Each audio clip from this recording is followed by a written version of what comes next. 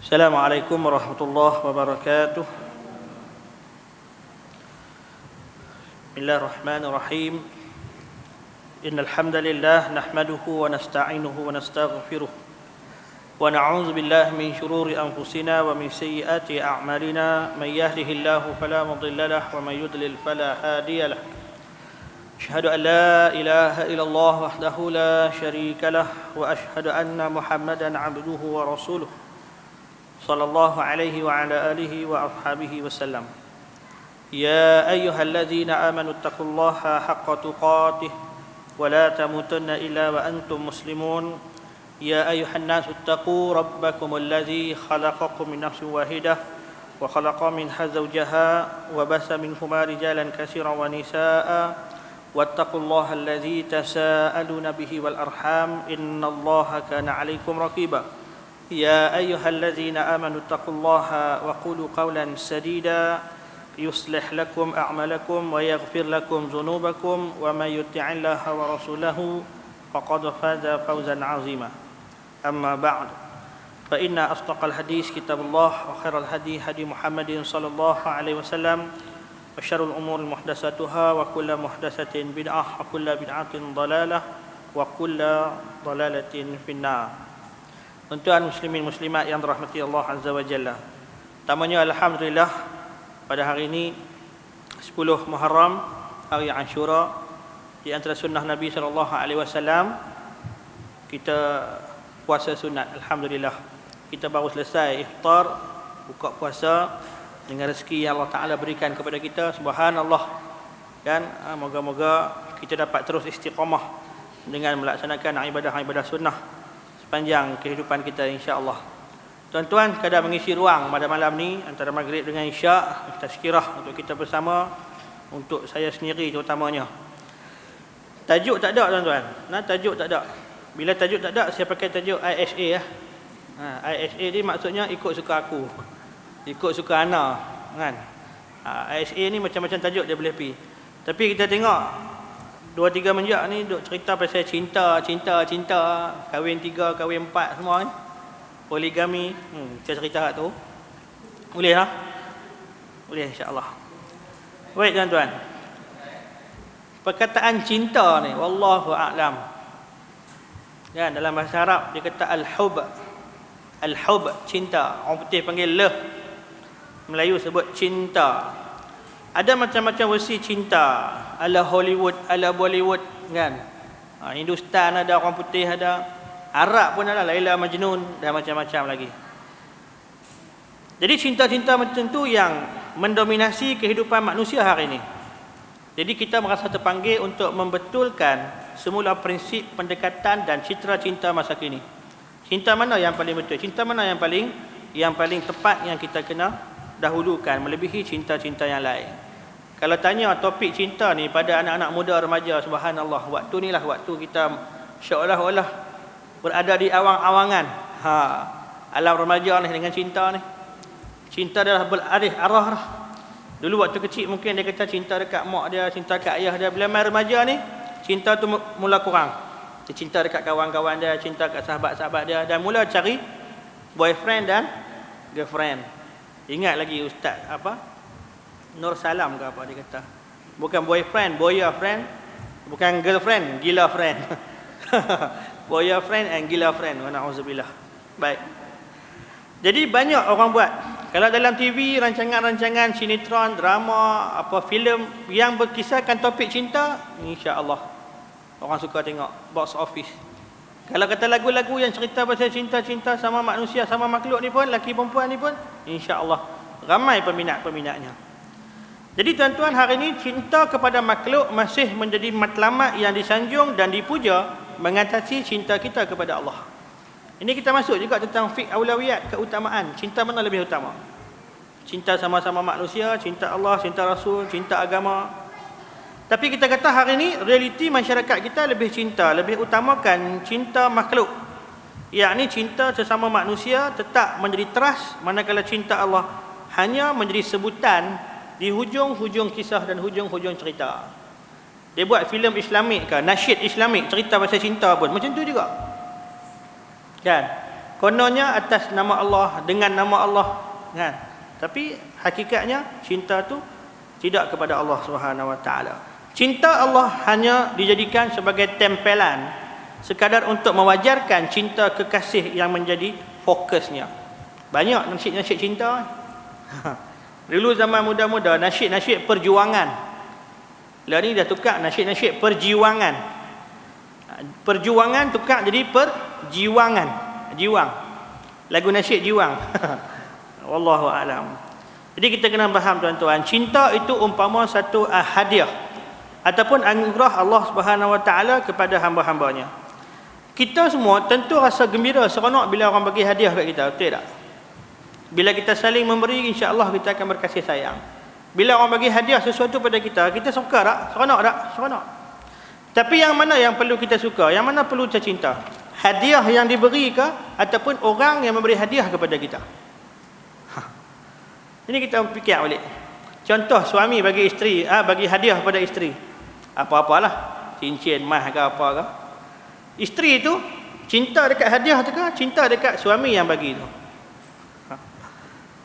Ayah bagi hadiah dekat anak-anak. Anak tu seronok sebab ayah dia bagi ke ataupun seronok sebab dapat hadiah tu?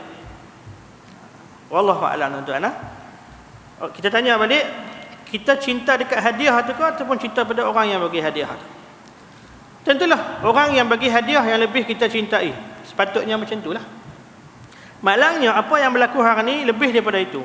Pujaan kita, sanjungan kita, terima kasih kita, sikap mengagung-agungkan cinta kita telah sampai ke tahap boleh mempertuhankan cinta. Wa na'udzubillahi min dzalik. Cinta bukan Tuhan tuan-tuan, cinta makhluk juga. Cinta hanya satu alat untuk manusia berbakti kepada Tuhan, kepada Allah. Allah wujudkan cinta ni sesama manusia untuk kita taat kepada dia. Dengan cinta, misi manusia sebagai hamba Allah dan khalifah ini perlu dipikul bersama-sama. Kena ada cinta. Ada kesinambungan manusia dari zaman ke satu zaman sampailah ke hari kiamat. Kerana hal ini tuan-tuan, amanah sebagai khalifah itu amat berat.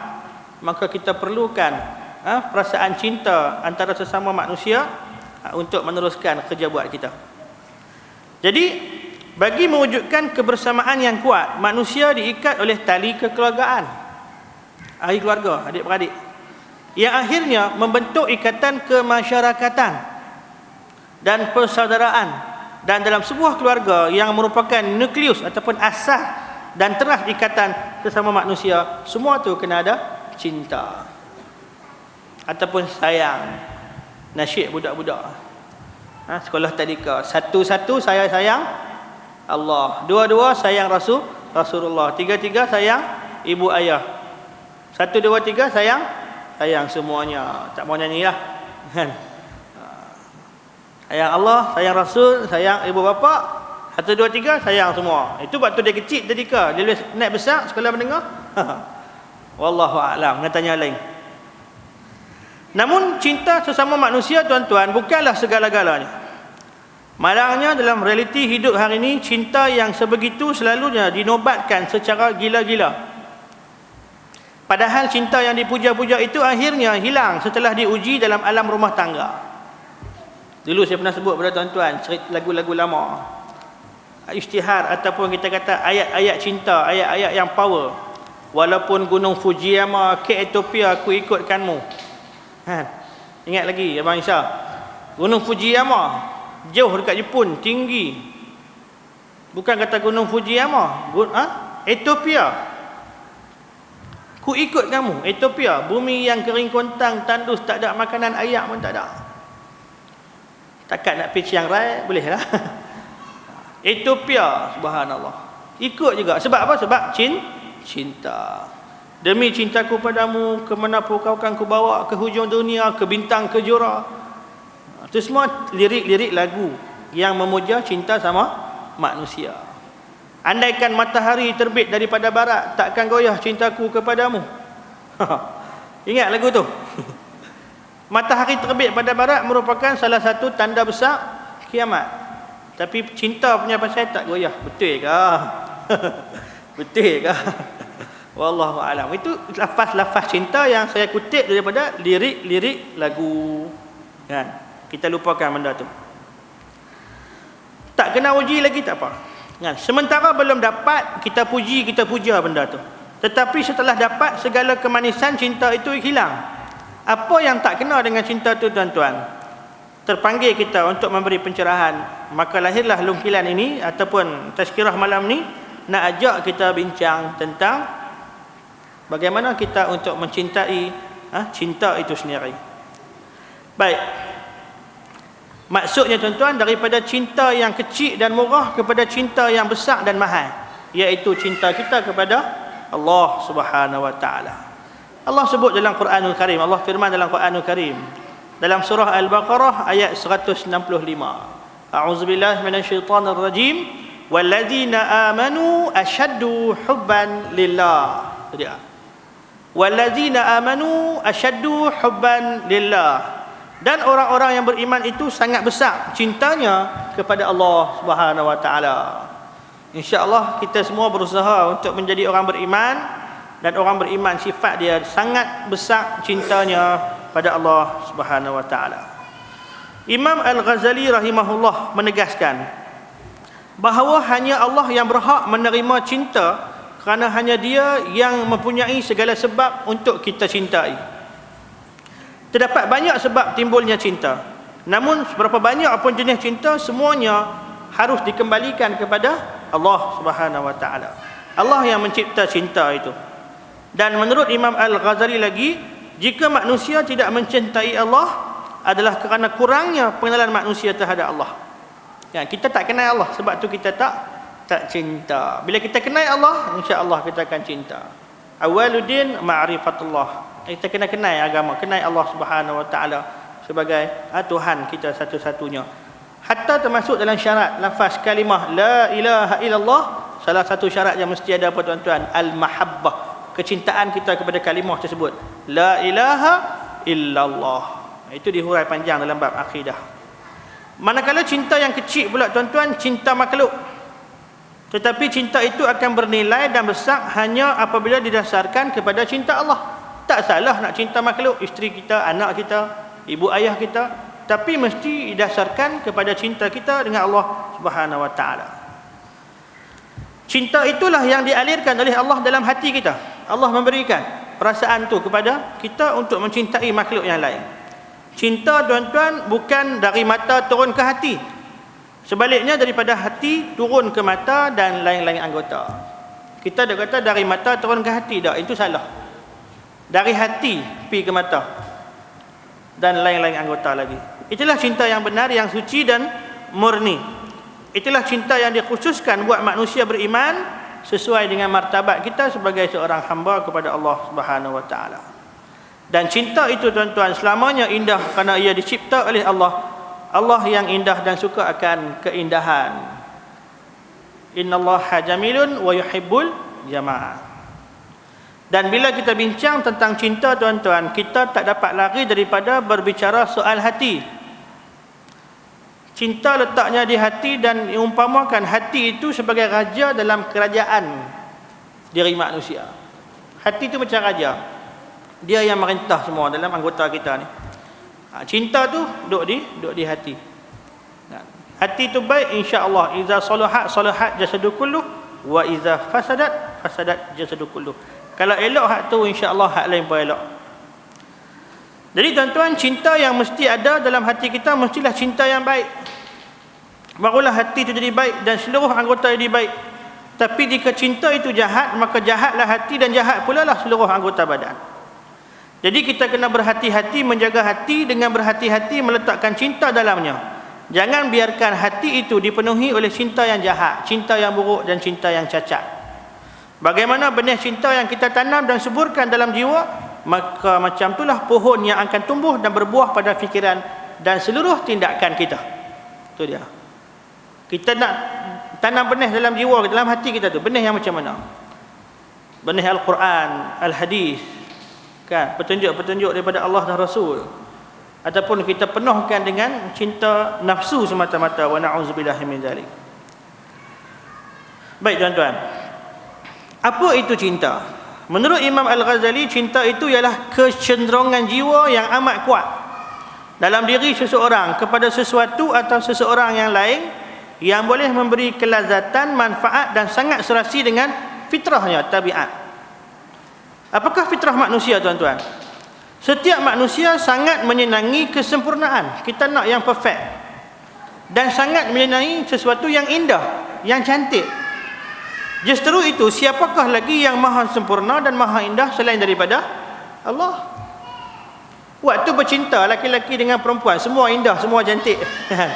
Tapi bila dah menikah, dah duduk sekali, macam-macam akan terbongkar. Yang sebelum ni hanya lakonan semata-mata, wallahu a'lam.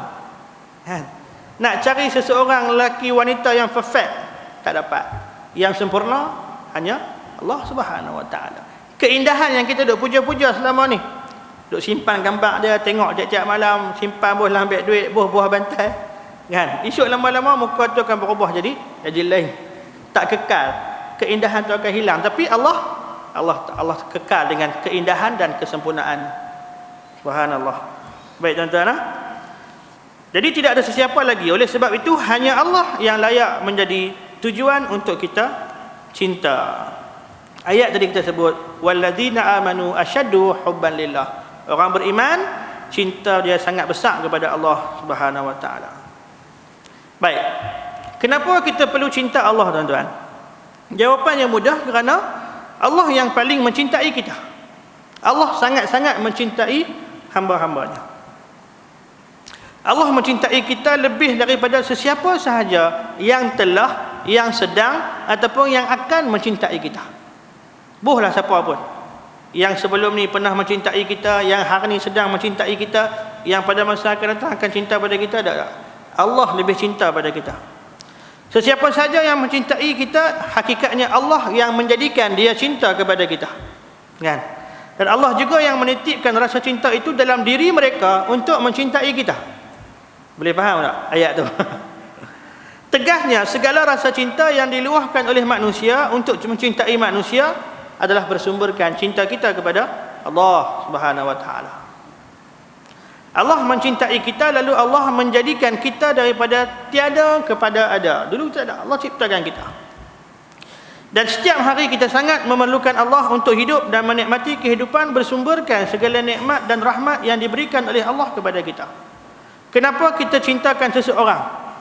Mungkin kerana orang tu cantik, handsome, lawa. Mungkin kerana orang tu baik pada kita. Mungkin kerana banyak budi hak dia bagi pada kita. Dan kalau kita cinta kerana budi dan jasa, maka Allah lah yang paling berbudi dan paling berjasa kepada kita semua. Tapi sayang, tuan-tuan, kadang-kadang orang tak nampak benda tu. Dia cinta makhluk melebihi Allah Subhanahu Wa Taala. Begitu banyak nikmat yang Allah Taala berikan kepada kita, tidak terhitung. Seperti mana Allah Taala firmankan dalam surah Ibrahim, surah 14 ayat 34, wa in ta'uddu ni'matallah la tuhsuha. Kalau kamu cuba nak kira nikmat yang Allah Taala bagi pada kamu, nescaya kamu tidak akan mampu. Nak kira tak mampu. Kata ulama, kalau nak kira pun tak mampu, apatah lagi nak membalas nikmat tersebut. Kita tak mampu. Banyak sangat nikmat yang Allah Taala berikan kepada kita. Allah bagi nikmat pada kita bukan sekali sekala, tetapi sepanjang masa dan sentiasa Allah bagi. Jika cinta itu kerana kecantikan dan keindahan, maka Allah jua yang maha indah dan maha cantik pada sifatnya, pada namanya dan pada perbuatannya. Jadi tuan-tuan, sebenarnya hati kita semua ni memang merindui Allah secara fitrah. Allah itulah kekasih kita, kecintaan yang wajar. Sebab apa, tuan-tuan? Kita tengok. Cinta itu fitrah dalam hati manusia. Bukankah setiap hati manusia inginkan kasih sayang? Manusia ingin dikasihi dan ingin mengasihi. Betul? Inginkan keadilan. Kita benci kepada kezaliman. Inginkan kekayaan, inginkan keindahan dan lain-lain sifat yang mulia, sifat yang baik dan sempurna dalam hidup. Dan tak ada seorang pun yang inginkan, yang tidak inginkan kebaikan, yang tidak inginkan kemuliaan, yang tidak inginkan kesempurnaan. Dan ketika kita dilanda dengan kemiskinan, kesusahan, manusia akan menginginkan kekayaan. Ketika kita dipinggirkan, kita di pulau, diboikot oleh orang, kita inginkan kasih sayang. Ketika kita dizalimi, kita inginkan keadilan. Sedarkah kita, tuan-tuan? Kita menginginkan semua itu, kita sebenarnya mencintai Allah. Kerana apa? Allah sahaja yang memiliki segala-galanya, keadilan, kebaikan, kekayaan, semua itu ada pada Allah Subhanahu wa taala. Tapi kita dah harap pada manusia lagi. Kita rasa gelisah bila seorang tak suka kita, dua orang, ramai yang tak suka kita. Kita rasa bimbang bila kita dizalimi. Kita rasa bimbang bila kita jadi miskin. Kita tak sedar yang Allah ada, bersedia untuk mendengar dan memberi kepada kita macam-macam. Dan Allah memberi sebelum kita minta lagi. Allah dah bagi dah. Dan Allah beri pada kita semua yang baik-baik. Kan? Dengan sifat Allah Al-Wahhab, yang Maha memberi. Bukankah Allah itu Al-Ghani? Al-Ghani bermakna yang memiliki kekayaan yang diinginkan oleh si miskin. Allah bersifat Ar-Rahman yang mempunyai sifat kasih sayang pemurah yang diidamkan oleh orang-orang yang terpinggir. Dan Allah itu bersifat Al-Adl, adil, yang mampu memberi keadilan yang didambakan oleh orang-orang yang tertindas. Itulah nama-nama Allah yang sinonim dengan sifat-sifatnya. Allah mempunyai nama yang baik, Asmaul Husna, yang menggambarkan keindahan, keadilan, kasih sayang dan segala sifat kesempurnaannya. Kita belajar akidah, belajar ilmu tauhid, kan? Sebutlah apa saja keinginan manusia tentang kebaikan, kesempurnaan, maka di situlah sebenarnya secara langsung ataupun tidak sebagai asas atau bekalan bagi manusia untuk mencintai Allah Azza wa Jalla. Tuan-tuan, rasa bertuhan ni tidak boleh dinafikan oleh hati, sekalipun sering dinafikan oleh sifat ego manusia. Manusia ego, dia sombong, dia tak mengakui kekuasaan dan kehebatan Allah Subhanahu wa taala. Wa na'udzubillahi min zalik. Baik.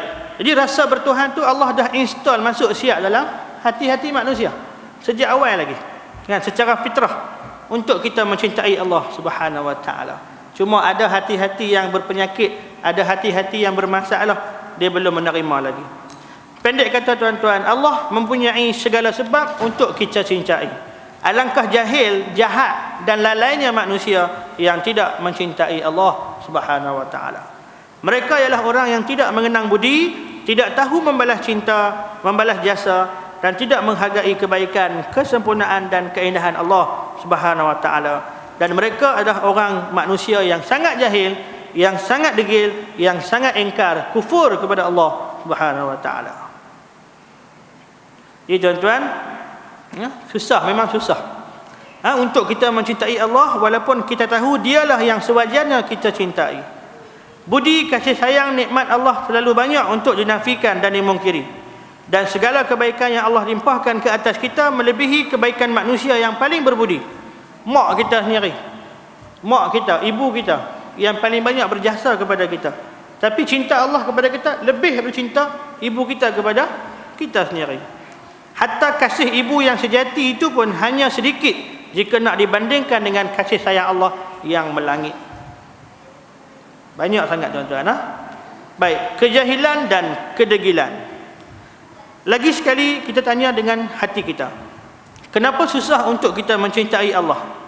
Walaupun fikiran kita mengiyakan betul, iaitu logik dan patut kita mencintai Allah, tetapi hati kita masih berat, masih susah untuk merasai.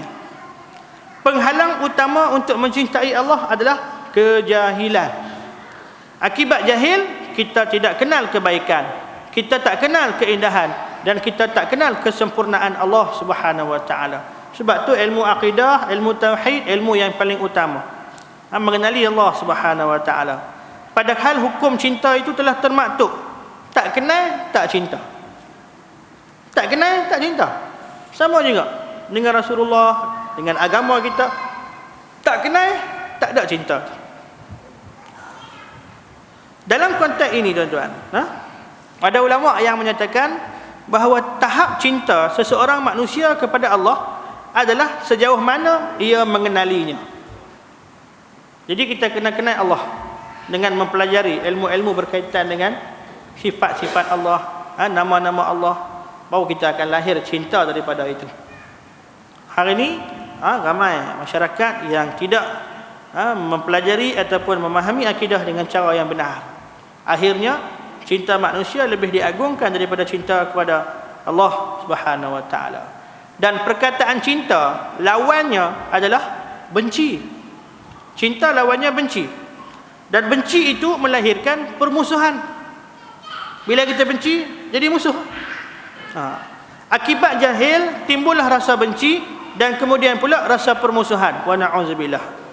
Pepatah Arab ada sebut, kita akan jadi musuh kepada benda yang kita tak tahu. Jadi benci pada benda yang kita tak tahu. Oleh sebab itu, kita tidak heran mengapa ramai orang yang tidak mencintai Allah dan membencinya kerana mereka tidak kenal dengan Allah Subhanahu wa taala.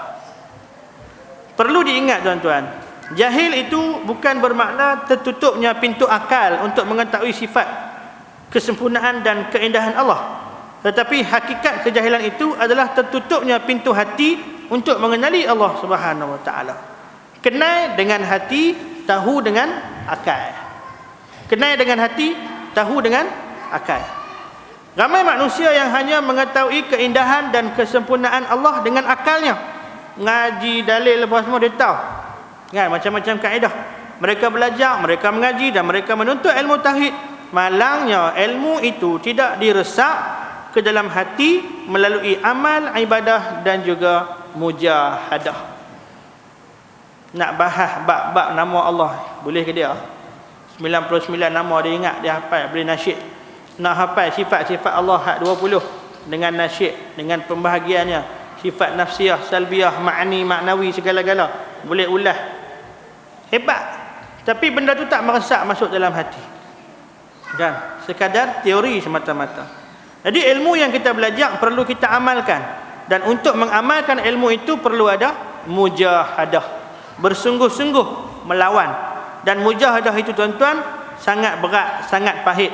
Kerana kita terpaksa melawan diri sendiri agar kita mampu membuang kecintaan terhadap dunia dan manusia yang menjadi penghalang tumbuh dan suburnya cinta kita kepada Allah Subhanahu wa taala. Nak mujahadah selalu. Ni yang kita mai buka puasa, kita mai sembahyang jemaah, kita mai mengaji, semua sebab apa? Sebab cinta pada Allah. Kita tinggal hak lain-lain. Kan? Cinta pada Allah kita buat semua tu. Baik. Saya ringkaskan tuan-tuan.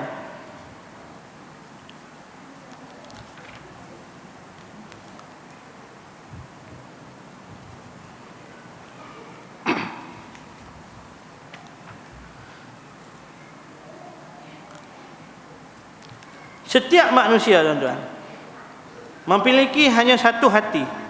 Tidak ada dua, tidak ada tiga. Dan apabila cinta kepada Allah dicemari dengan cinta-cinta yang batil, cinta yang lain akan mengganti. Dua cinta tidak akan berkumpul dalam satu hati. Ada lama lagu kan, dua cinta satu hati. Wallahu a'lam lah kan. Hanya satu cinta yang akan bertakhta dalam satu jiwa. Apabila cinta Allah terpinggir, maka terpinggir jugalah segala kebaikan dan kesuciannya. Maka yang tumbuh selepas itu ialah cinta selain Allah, seiring suburnya segala kejahatan dan kekejian. Jadi tuan-tuan, dalam i'tiqad kita ahli sunnah wal jamaah, kita wajib sebagai seorang Islam, kita wajib mencintai Allah dan Rasulnya melebihi daripada mencintai yang lain. Kita mesti mencintai Allah dan Rasul melebihi kecintaan terhadap ibu bapa, isteri, anak-anak, saudara mara, bahkan terhadap diri kita sendiri. Ayat yang pernah kita bincang sebelum ni tuan-tuan, daripada surah At-Taubah, surah ke-9 ayat 24. Bila baca ayat ni tuan-tuan, kita muhasabah balik, ya, kita rasa macam mana kita nak betulkan konsep cinta yang kita hayati hari ini. Allah Subhanahu wa taala berfirman, a'udzubillahi minasyaitonir rajim, qul in kana aba'ukum wa abna'ukum wa ikhwanukum wa azwajukum wa ashiratukum wa amwalun iktaraftumuha wa tijaratun tahshawna kasadaha wa masakinu tardawnaha ahabba ilaikum minallahi wa rasulih wa jihadin fi sabilih fatarabbasu hatta ya'tiyallahu bi amrih wallahu la yahdil qaumal fasiqin. Artinya tuan-tuan, Allah suruh kata, Nabi kata, katakanlah wahai Muhammad, jika bapa-bapa kamu, kita kira sama-sama, jika bapa-bapa kamu, jika anak-anak kamu, jika saudara mara kamu, Dan jika isteri kamu, wa azwajikum, isteri ramai isteri kamu atau suami kamu dan kaum keluarga kamu, harta benda yang kamu usahakan, perniagaan yang kamu bimbang kamu takut jadi rugi, dan rumah-rumah tempat tinggal yang kamu sukai. Berapa benda? Ada 8 benda Allah sebut. Saya ulang balik. Yang pertama, jika bapa kita, anak-anak kita, saudara mara kita, isteri atau suami kita, dan kaum keluarga kita, harta benda yang kita usahakan selama ini, perniagaan yang kita takut bimbang jadi rugi, dan rumah-rumah tempat tinggal yang kita sukai. 8 benda. Hak kata manusia, 8 benda ni mesti ada dalam hidup dia. Rumah kita lah tempat yang paling seronok sekali. Bisnes kita, punca rezeki kita, kan? Harta benda yang kita usahakan, kaum keluarga, adik-beradik, suami, isteri, saudara mara, anak-anak, ibu ayah kita. Subhanallah. Memang fitrah manusia memerlukan semua benda tu. Tetapi kata Allah, jika semua benda tu menjadi perkara-perkara yang kita cintai, ahabba ilaikum minallahi wa rasulihi wa jihadin fi sabilihi, lebih kita cinta daripada Allah, lebih kita cinta daripada Rasul, lebih kita cinta daripada berjihad di jalannya. Allah kata apa? Fatarabbasu, tunggulah hatta ya'tiyallahu bi amrih, sehingga datang keputusannya, azab siksanya, kerana Allah tidak akan memberi petunjuk kepada orang-orang yang fasik, orang-orang yang derhaka. Tu ayat tu. Ayat cinta. 8 benda tu. Kalau kita sembang balik, subhanallah. Hak 8 tu kadang-kadang kita cinta lebih daripada Allah, Rasul dan jihad. Sebab tu cinta memerlukan pengorbanan, sacrifice. Apa jenis cinta pun kena korban. Kita buat ibadah korban baru ni, kan? Lembu ke kambing ke unta. Korban ni ambil dari perkataan qurbah.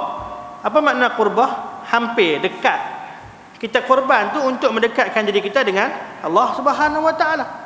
Kita korbankan masa kita, wang ringgit kita, tenaga kita, apa saja yang ada pada kita untuk mendapatkan cinta Allah. Sama juga dengan ayat yang kita bincang selalu, surah Ali Imran 31.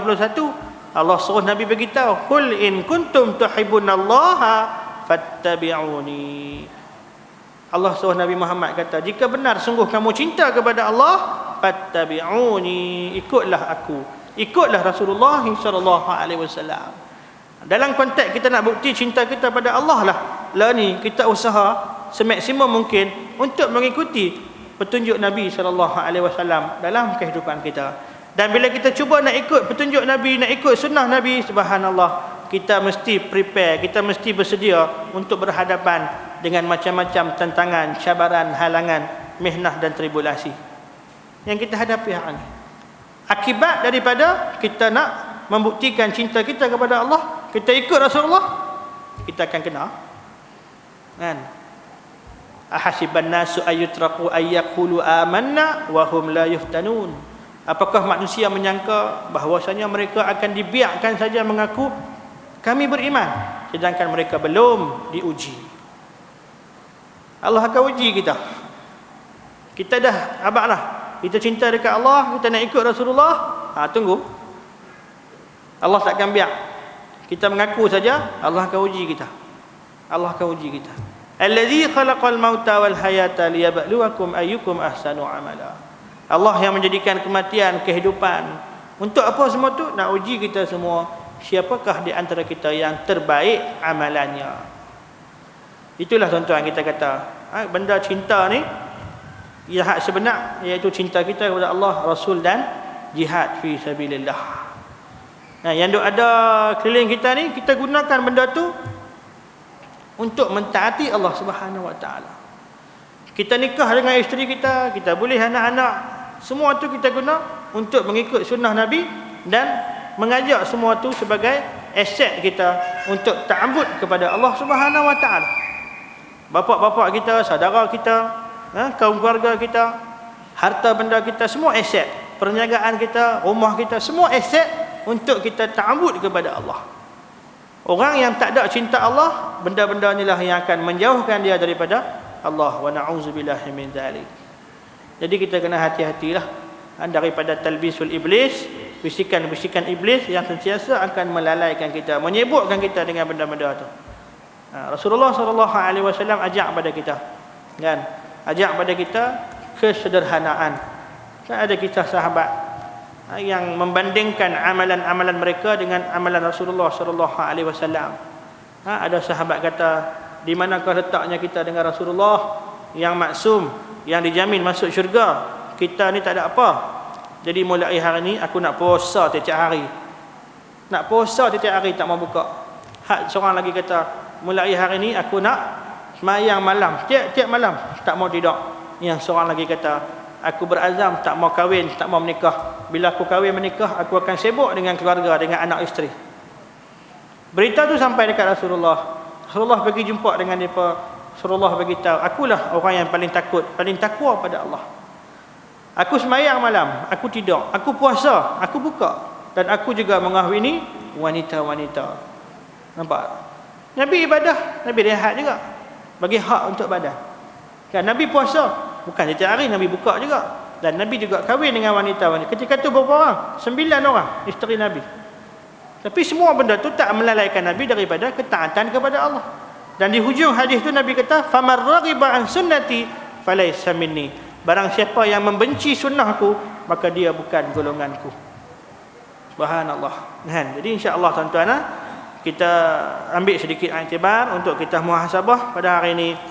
Dalam kita nak meneruskan kehidupan kita, mendapatkan cinta Allah, banyak ujian yang akan kita hadapi. InsyaAllah kita pakat-pakatlah saling nasihat, menasihati, tegur menegur. Moga-moga Allah beri kita kekuatan untuk terus istiqamah dengan dakwah, dengan jihad sampai kita mati insya-Allah.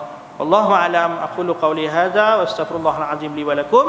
Assalamualaikum warahmatullahi wabarakatuh.